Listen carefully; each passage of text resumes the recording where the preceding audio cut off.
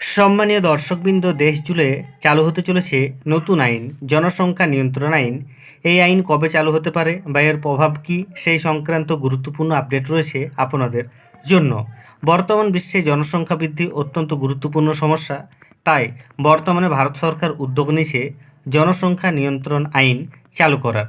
এই আইন সংক্রান্ত যে গুরুত্বপূর্ণ আপডেট, সেই আপডেট সম্পর্কে আপনারা এই ভিডিওয়ে সমস্ত তথ্য পাবেন।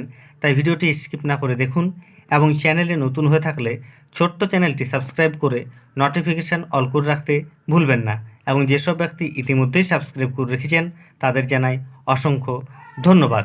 দেখুন জনসংখ্যা নিয়ন্ত্রণ আইন সম্পর্কে আজকের প্রতিবেদনে কি বলা হয়েছে। দেখুন, বলা হচ্ছে এমার্জেন্সি নাকি না পছন্দ নরেন্দ্র মোদীর, কিন্তু সেই সময়ের নীতি একেবারেই নয়। কারণ ইন্দিরা গান্ধীর জরুরি অবস্থার সময় জারি হওয়া 2 সন্তান নীতি ফেরা নিয়ে রীতিমতো চর্চা শুরু হয়ে গিয়েছে। আর তাই ইন্দিরা গান্ধী ও সঞ্জয় গান্ধীর পদক্ষেপে তৈরি হওয়া সেই বিতর্ক আরও একবার মাথাচাড়া দিয়েছে।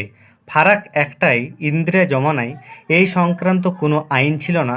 জনসংখ্যা নিয়ন্ত্রণের লক্ষ্যে নেওয়া হয়েছিল নির্জীবকরণ কর্মসূচি। বিরোধী এবং স্বেচ্ছাসেবী সংগঠনগুলোর অভিযোগ ছিল উদ্দেশ্য সাধু হলেও প্রক্রিয়া ছিল স্বৈরতান্ত্রিক। জনসংখ্যা নিয়ন্ত্রণের নামে জনগণের উপর হয়েছিল চরম অত্যাচার। জরুরি অবস্থার এই অধ্যায়টি ছিল অগণতান্ত্রিক এক দমনপীড়ন।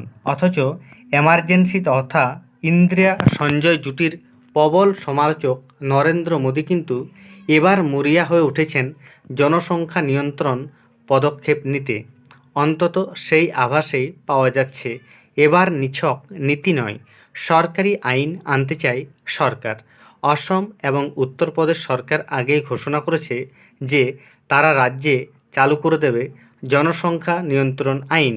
একের পর এক বিজেপি এমপি বিগত 10 বছরে একাধিকবার লোকসভা এবং রাজ্যসভায় পেশ করেছেন জনসংখ্যা নিয়ন্ত্রণ সংক্রান্ত প্রাইভেট মেম্বার্স বিল। এসবই ছিল গৌর চন্দ্রিকা। আসলে রাজনৈতিক এবং সামাজিক প্রভাব কী হতে পারে সেটা বোঝা ছিল উদ্দেশ্য।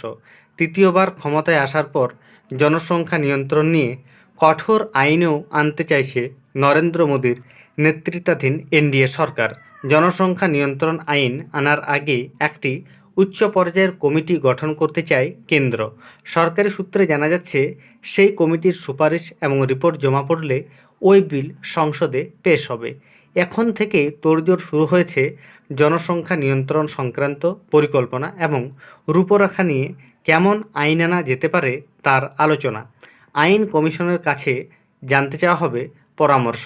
অসম অথবা উত্তরপ্রদেশ দুই ডাবল ইঞ্জিনেই এক সুরে জানিয়েছে 2 সন্তান নীতি গ্রহণ যারা করবে না তারা সরকারি পরিষেবাও পাবে না। জানা যাচ্ছে এই মডেলেই কেন্দ্রীয় সরকার নিতে চলেছে 2 চাইল্ড পলিসি।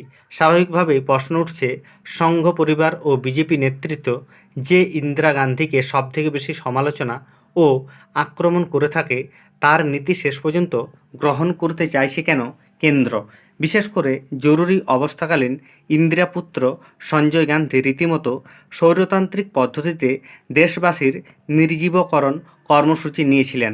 দিল্লির ঐতিহাসিক তুর্কমান গেটে জনতা বনাম পুলিশ প্রশাসনের প্রবল সংঘর্ষ ও সংঘাত এক কালো অধ্যায় হিসেবে রয়ে গেছে। তবে সেই শিক্ষাকে মনে রেখে এবার সতর্ক হয়েই অগ্রসর হবে সরকার। সেই কারণেই সমাজের সব স্তরের মানুষ এবং আইন ও সংবিধান বিশেষজ্ঞদের নিয়ে হবে উচ্চ পর্যায়ের কমিটি গঠনের বার্তা ইতিমধ্যে দিয়েছিলেন অর্থমন্ত্রী নির্মলা সীতারামন। সম্প্রতি কেন্দ্রীয় মন্ত্রী গিরিরাজ সিং বলেছেন, জনসংখ্যা নিয়ন্ত্রণ আইন আনার সময় এসেছে। আমরা তো চাই দেশবাসীরও এটাই অভিমত। এ ব্যাপারে অবশ্য কেন্দ্র হাতিয়ার হিসেবে নিতে চলেছে শুক্রবার প্রকাশিত রাষ্ট্রসংঘের একটি বিপজ্জনক পূর্বাভাসকে। কারণ রাষ্ট্রসংঘ জানিয়েছে 2060 সালে ভারতের জনসংখ্যা হতে চলেছে 170 কোটি। তারপরেই অবশ্য ভারতের জনসংখ্যা বৃদ্ধির হার কমতে থাকবে। তবে ভারতেই থাকবে বিশ্বের সর্বোচ্চ জনসংখ্যাবহুল রাষ্ট্র। ওয়ার্ল্ড পপুলেশন প্রসপেক্ট 2024 রিপোর্টে রাষ্ট্রসংঘ বলছে আগামী 50 বছরে বিশ্বের জনসংখ্যা হবে 1000 কোটির বেশি। 2080 সাল থেকে আবার কমতে থাকবে জনসংখ্যা। ভারতে জনগণনা হয়নি দীর্ঘ 15 বছর। এখন ভারতের জনসংখ্যা কত? রাষ্ট্রসংঘের পপুলেশন অ্যাফেয়ার্স অফিসার ক্লেয়ার মেনুজি বলেছেন প্রায় 145 কোটি। তাহলে বুঝতেই পারছেন কেন্দ্র সরকার নতুন করে আইন আনছে দেশ জুড়ে, এবং এই আইন ভবিষ্যতে কতটা প্রভাব ফেলতে পারে তা ভবিষ্যতেই জানা যাবে। ধন্যবাদ।